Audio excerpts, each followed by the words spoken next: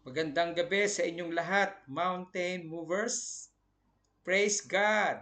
God is good all the time. And all the time, God is good. Kamusta na kayo? Sa biyaya ng Diyos, tayo ay malakas. Pinapatnubay ng Diyos, iniingatan, sinasamahan niya at ipinagtatagumpay ang buong maghapon sa ating mga buhay. Ang pakiusap ko lang sa lahat ng mga mountain movers, lalo na sa mga kabataan, samantalang nandyan si Grace ngayon, ay manalangin kayong sama-sama every Wednesday.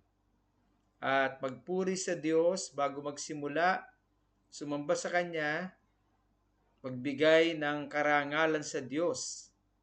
At ang sabi niya, kapag tayo ay sumasamba sa Kanya, pagpapalain niya ang ating tubig, pagkain, ilalayo niya tayo sa anumang sakit at karamdaman at bibigyan niya tayo ng mabungang buhay. Doon sa Exodus 23 verse 25. Kaya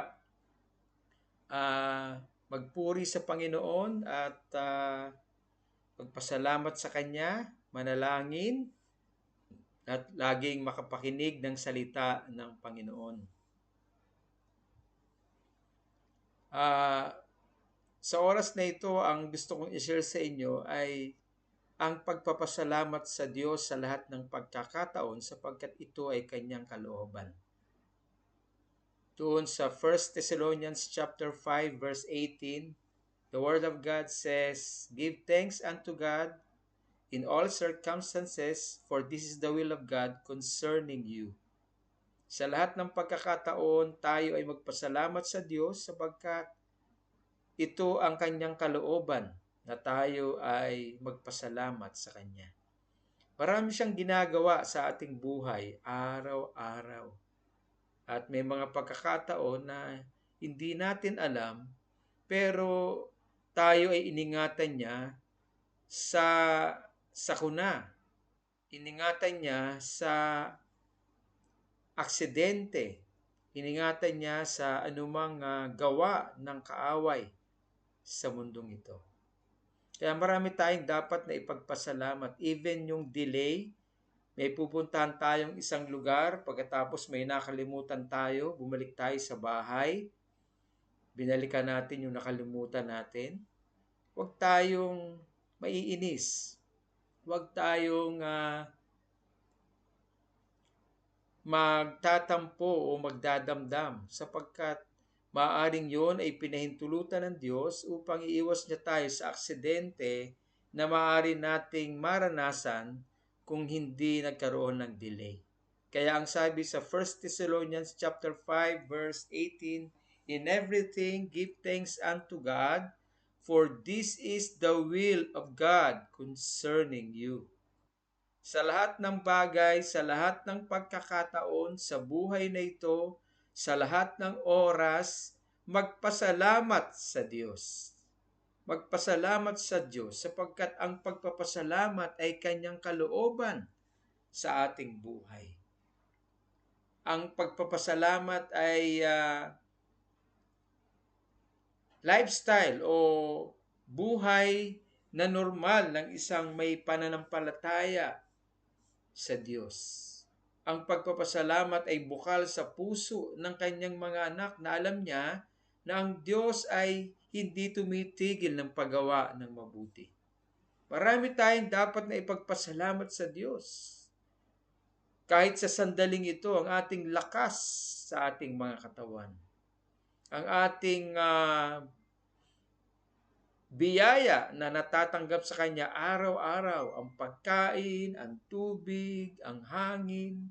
Ang hangin ay napakahalagang bagay sa ating buhay sapagkat kung walang hangin na nilalanghap ang bawat isa sa atin, tayo ay mamamatay. Ang pagsikat ng araw na nagbibigay ng sigla sa ating mga katawan. Ang pag-iingat ng Diyos sa bawat oras sa ating buhay. Ang pagkakaloob ng Diyos ng tugon sa lahat ng ating mga pangangailangan. Sama-sama tayong miyembro ng pamilya na sa buong maghapon, bagamat may umalis sa bahay, nagtrabaho, pumasok sa school, pero pagdating ng hapon, sama-samang uli sa loob ng bahay bilang isang buong pamilya na iningatan ng Diyos, pinatnubayan ng Diyos, sinamahan ng Diyos, at buo ang pamilya na dapat ay magpasalamat sa Kanya sa lahat ng bagay na Kanyang ginagawa araw-araw. Tayo ay Kanyang iniingatan. At kung paano iniingatan ng Diyos ang bawat isa sa atin, dapat ingatan din naman ng bawat isa sa atin ang ating mga sarili, ang ating mentalidad, ang ating emosyon. Marami ngayon ay may problema sa mental health sapagkat ang social media ay nagpapakita ng mga bagay na ika-discourage ng mga tao sa panahong ito. Na para bagang napakagaang ng buhay, napakasarap ng buhay, pero sa totoo lang maraming naghihirap ng mga tao sa panahon natin ngayon. Na kung hindi mo iingatan ang iyong isip, ikaw ay matatangay ng mga makamundong bagay, matatangay ng mga maling paniniwala, maling pamumuhay na tila baga normal lamang ang gumawa ng kasalanan. Ang ating isip ay silbing iniingatan at ito ay tinatamnan ng salita ng Diyos.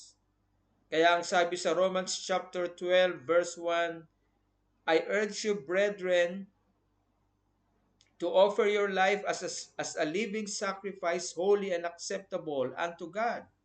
For this is your reasonable service of worship. So that you will be able to know what is good, better, and best. Offer yourself as a living sacrifice, holy and acceptable unto God. By the renewing of your mind, sa pamamagitan ng paghandog ng buhay sa pagbabago ng takbo ng isipan. Takbo ng isipan, yung perspective natin sa buhay na lahat ng ating tagumpay sa buong maghapon ay hindi sa ating sariling lakas. Hindi sa ating sariling kakayanan. Hindi sa ating sariling talino. O hindi, ang lahat ng ito ay biyaya ng Diyos sa bawat isa sa atin. Ito ay kaloob ng Diyos sa bawat isa sa atin. Ito ay pagpapala ng Diyos sa bawat isa sa atin. Na kung wala ang Diyos, wala tayong magagawa. Hindi natin kakayanin. Hindi natin malalagpasan ang buong maghapong ito na may katagumpayan. Hindi natin kayang magtagumpay sa buhay na ito kung ang pagtitiwalaan lamang natin ay ang ating sariling lakas, ang ating sariling karunungan, ang ating sariling abilidad. Sapagkat ang lahat ng ito ay may limitasyon, may hangganan. Ang lahat ng ito ay merong kahinaan at meron tayong hindi kayang gawin sa mundong ito. Kung kaya't lahat ay ipinagpapasalamat sa Diyos sapagkat Siya ang nagbibigay sa atin ng lakas. Siya ang nag-iingat sa atin. Siya ang pumapatnubay sa atin. Ang gabi ay sa Kanya, ang araw ay sa Kanya. At habang tayo ay natutulog na walang pagkakaalam sa kung anong nangyayari sa ating paligid, tayo ay Kanyang binabantayan. Bagamat hindi natin alam kung tayo ay gigising pa o hindi, hindi natin alam kung tayo may buhay pa sa kinabukasan o wala na, ang Diyos ay nandyan at muling nagbibigay sa atin ng buhay upang magampanan natin ang ating tungkulin sa Kanya. Tungkuling gampanan ang layunin niya sa bawat isa sa atin, ang makapagbigay ng parangal sa Kanya sa lahat ng ating iniisip, sa lahat ng sinasabi ng ating labi, sa lahat ng ginagawa ng ating mga kamay. Nagbibigay tayo ng karangalan sa Kanya. Nagbibigay tayo ng kapurihan sa Kanya. Nagpapasalamat tayo sa Kanya at hindi natin kinalilimutan na kung hindi dahil sa Kanya, wala tayong magagawa. Na kung hindi dahil sa Kanya, hindi tayo makakasurvive sa buong maghapon. Nandyan siya. Ang pangako niya, hindi niya tayo iiwan ni papabayaan man. Ang presensya niya ay patuloy na sasama sa atin. Ito ay pagsama ng Diyos na titiyakin ng Diyos na tayo ay lumalago sa paggawa ng mabuti. Lumalago sa ating pagkatao mula sa pagiging makasalanan patungo sa pagiging wangis ng Panginoong Hesukristo. Pabait ng pabait, pagalang ng pagalang sa mga nakatatanda, sa mga magulang, sa mga tiyuhin, sa mga nakatatandang kapatid. Pasipag ng pasipag na kahit hindi utusan ay may kusang loob na tumutulong. Naguhugas ng pinggan, naglilinis ng bahay, tumutulong sa gawaing bahay, sa nanay, sa tatay. Nagbe-bless o umaamin sa tatay pagdating galing sa trabaho. At kung magsalita ay may po at opo. Ano po yun, tay? Ano po yun, nay? May paggalang sapagkat ang lahat ng ito ay ginagawa natin dahil alam natin na ang Diyos ay mabuti at tayo ay tinuturuan niya kung paano magiging mabuti at magalang sa ating mga mahal sa buhay. Nagmamahalan, nagtutulungan, at higit sa lahat ay isa ang pananalig sa buhay na Diyos. Ayon sa kanyang salita, nagpupuri at sumasamba sa kanyang dakila at makapangyarihang pangalan. Sa ganitong paraan na naluluwalhati ang Diyos, wala tayong dapat na ikapangamba. Wala tayong dapat na ipag-alala. Sapagkat ang pangako ng Diyos, kung siya ay mapararangalan sa ating buhay, pagpapalain niya ang ating tubig, ang ating pagkain. Walang magiging unproductive sa bawat isa sa atin. Sa halip tayo ay magiging mabunga, productive, may tagumpay ang lahat ng gawa ng ating kamay. Ilalayo niya ang ating buhay sa anumang sakit at karamdaman. At pagpapalay ang ating pagkain, ang ating tubig, sapagkat siya ay nandyan para sa atin at tayo ay kanyang pinangangalagaan at nagbibigay sa kanya ng kagalakan kung kaya tayo ay kanyang pagpapalain. Iingatan, ilalayo sa anumang sakit, karamdaman, aksidente, o anumang pwersa ng gawa ng kadiliman. Salamat sa Panginoon sapagkat nandyan siya para sa atin. Kaya bago matulog, lumuhod, magpasalamat sa Diyos. Sabihin sa Kanya, Ama, maraming salamat po sa buong maghapon na kami po ay inyong iningatan. Pagising pa lamang po namin kaninang umaga, taglay na namin ang buhay na galing sa inyo. Salamat sa pagkain, salamat sa tubig, salamat sa hangin, salamat sapagkat nandito ako ngayon sa bahay, kasama ko ang aking pamilya na nagpapasalamat sa iyo sa buong maghapong ito na kami pong lahat ay biniyayaan ninyo ng pagkain, ng tubig, ng hangin, ng inyong pangangalaga, ng inyong pag-iingat, ng inyong paggabay. At sa gabing ito, muli kaming sama-sama na matutulog sa aming tahanang ipinagkaloob mo. At bagamat kami ay walang pagkakaalam sa buong gabi ng aming paghimlay, pero alam namin kami ay iyong binabantayan. At alam namin sa kinabukasan kami po ay may buhay muli sapagkat imumulat nyo ang aming mga mata na may lakas ng pangangatawan, malayo sa anumang sakit at karamdaman at punong-puno ng pagpapala.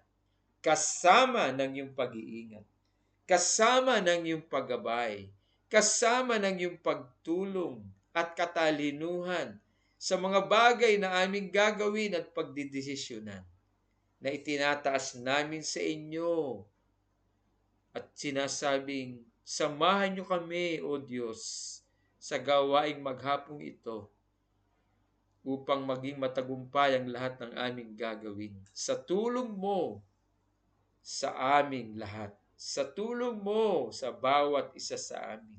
Salamat, Panginoon, sa iyong kabutihan. Salamat, Panginoon, sa iyong kalakasan. Salamat, Panginoon, sa iyong pag-iingat. Salamat, Panginoon, higit sa lahat sa buhay na walang hanggan. Ano man ang maganap sa mundong ito, wala kaming katatakutan, wala kaming pangangambahan, sapagkat nandyan ka para sa amin. Ikaw ang aming tagapagtanggol. Ikaw ang aming tagapag-ingat.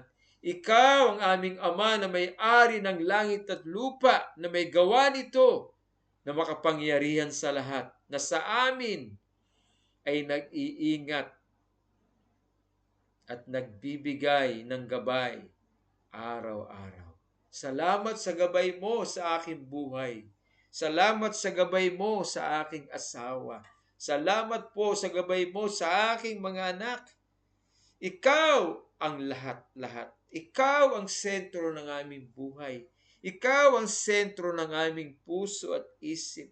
Salamat sa pag-iingat mo, O Diyos, sa anumang mental problem.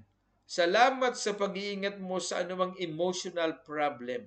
Salamat sa pag-iingat mo sa anumang financial problem.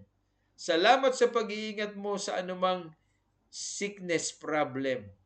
Salamat po, Panginoon. I am glad. I am joyful. I am confident that you, O God, my Father, is always taking care of me every moment of the day. Hallelujah. Purihin ka, Panginoon. Pasalamatan ka, O Diyos. Wala kang katulad. Ikaw ang Diyos ni Abraham, ni Isaac at ni Jacob, na nag-ingat at pumatnubay sa kanila. Ikaw ang Diyos ni Jose, na nagbigay sa kanya ng katagumpayan sa Ehipto at ginawa siyang pinuno upang pamahalaanan ang 7 taong tagsagana. Kaya't nung dumating ang 7 taong taggutom, may pagpapala, may pagkain, may kasaganahan sa Ehipto, samantalang may tagutom sa buong daigdig. Salamat po, Panginoon, sapagkat in times of famine in this troubled world, we will enjoy plenty. As Joseph did, O God, as Joseph experienced, O God, we will experience, Lord. Even though there is poverty all over the world, may tagutom sa buong mundo, pero ang aming buhay ay may kasaganahan. Ang aming buhay ay may katiyakan. Ang aming buhay ay may kasiyahan sapagkat ikaw, O Diyos, ay sumasa amin. Aming Ama na may gawa ng langit at lupa, na aming tagapagpala, tagapag-ingat, tagapagpagaling, tagapagtanggol, at tagapag-ingat sa bawat oras ng aming buhay. Salamat, Panginoon. Kahit kailan ay hindi ka tumitigil ng paggawa ng mabuti sa aming lahat. Kung kaya't itinataas ko po sa iyo ang aking buhay, turuan niyo po ako magpasalamat sa anumang pagkakataon. Tulungan niyo po kaming magpasalamat bilang isang pamilya na ibalik sa inyo ang karangalan sa araw-araw na ginagawa niyo sa aming buhay. Ang iyong pag-iingat, ang inyong kalakasan, ang inyong buhay sa aming buhay. Ang lahat ay sa iyo at wala kami para sa aming mga sarili. Ang buhay namin ay sa iyo. Ang mundong ito ay sa iyo. Ang mga isda sa karagatan ay sa iyo. Ang hangin ay sa iyo. Ang mga puno na mumunga ng mga prutas ay sa iyo. Ang mga gulay ay sa iyo. Ang mga alagang hayop na aming kinakain araw-araw ay sa iyo. Ang mundo ay sa iyo, ang langit ay sa iyo, ang buwan ay sa iyo, ang araw ay sa iyo, ang ulan ay sa iyo. Kaya Panginoon, maraming salamat po sapagkat hindi ka nagkukulang sa aming lahat. Salamat sa iyong gabay sa amin. Tulungan niyo po kaming huwag magtiwala sa aming mga sarili. Tulungan niyo po kaming huwag magtiwala sa aming mga sariling kakayanan. Tulungan niyo po kaming huwag magtiwala sa aming kakayanan, kung hindi sa inyo lamang, Panginoon. At ibalik namin sa inyo ang karangalan sapagkat maging ang aming buhay na taglay ay galing sa inyo. Salamat sa oras, salamat sa panahon, salamat sa hangin, sa pagkain, sa damit. Salamat po, Panginoon. Lagi kang pumapatnubay sa aming lahat at kami kinukubli mo sa lilim ng iyong kapangyarihan. Kung kaya't walang magagawa ang Diyos ng mundong ito, ang pwersa ng kadiliman, sapagkat ikaw na may ari ng langit at lupa, na makapangyarihang Diyos ng kataas-taasang Diyos na may gawa ng langit at lupa at lahat ng mga planeta, bituin, araw, buwan, mundong ito ay nag-iingat sa amin at pumapatnubay. Wala kaming dapat na ipangamba, wala kaming dapat na ikatakot. Salamat po, Diyos. Nagtitiwala lamang kami sa iyo, Panginoon, sapagkat ikaw na gumawa ng mabubuting bagay sa amin ang tatapos nito hanggang sa iyong pangalawang pagbabalik. Pagpalain niyo po ang lahat ng mga mountain movers. Pagpalain niyo po ang pamilya ni Sister Jovi, O God. Pagpalain niyo po ang pamilya ni Sister Soul, pamilya ni Jadja.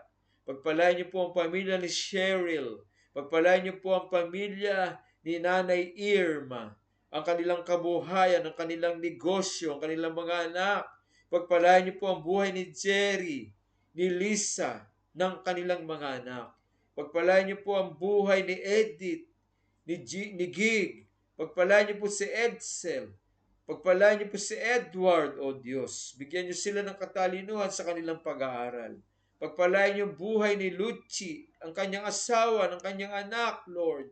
Pagpalain mo kanilang kabuhayan. Patunayan mo sa kanila, Panginoon, na kapag naluwalhati ang iyong pangalan, ikaw ay magbibigay ng gantimpala at pagpapala higit sa kanilang mga inaasahan.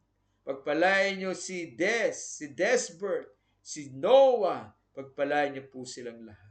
Pagpalain niyo po si Sophia, si Sweetie, pagpalain niyo po ang buong mountain movers. Pagpalain niyo si Amel, si Nining, si Nunoy, si Fidel, si Wengweng, pamilya ni Nunoy, pamilya ni Fidel, anak ni Wengweng, Lord. Ilayo mo sila sa anumang kapahamakan. Ilayo mo sila sa anumang bisyo, sa pag-iinom, sa pagsisigarilyo, sa anumang bisyo, Panginoon. Ingatan niyo ang iyong mga anak. Ilayo niyo po sila sa anumang mga bagay nito na nakapagpapasira sa katawan. Patnubayan niyo po sila, Panginoon. Bigyan niyo sila ng pagkatakot sa inyo. Paggalang, O Diyos. Kaluwalhatian, karangalan sa iyong pangalan sa lahat ng kanilang gagawin, iisipin at sasabihin. Pagpalain niyo si Marjorie, Lord. Pagpalain niyo si Jeric. Pagpalain niyo pamilya ni Marjorie, O Diyos, sa Laguna. Ang kanyang nanay, ang kanyang mga kapatid at mga pamangkin. Pagpalain niyo po, O Diyos, si Judel. Pagpalain niyo, O Diyos, si Jomar. Pagpalain niyo si JV, si Jessie, si Jasper, si Janela, si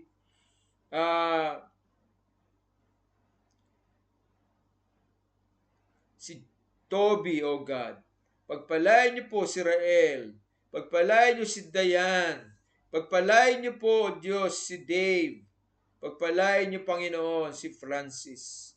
Pagpalain niyo po, O Diyos, ang lahat ng mountain movers at lahat na nanirahan dyan sa 644 MLQ Extension. Pagpalain niyo ang mga mahal sa buhay ni Jadja. Pagpalain niyo si Darlene, Panginoon, ng kanyang pag-aaral. Si Grace, Lord, ang kanyang pag-aaral, ang kanyang pananalangin, ang sama-samang pananalangin, O Diyos, ng mga kabataan sa mountain movers. Purihin ka, O God, at sa iyo namin ibinibigay ang lahat ng papurit pagsamba sa iyong katapatan at kabutihan sa aming lahat at ang iyong pag-iingat na walang hanggan. Sa pangalan ni Jesus at sa kapangyarihan ng iyong banal na Espiritu Santo, ang lahat na matagumpay na mountain movers ay magsabi ng Amen! Amen and Amen! God bless you, mountain movers! Keep on fire! Keep up the faith! Praise God! Praise God!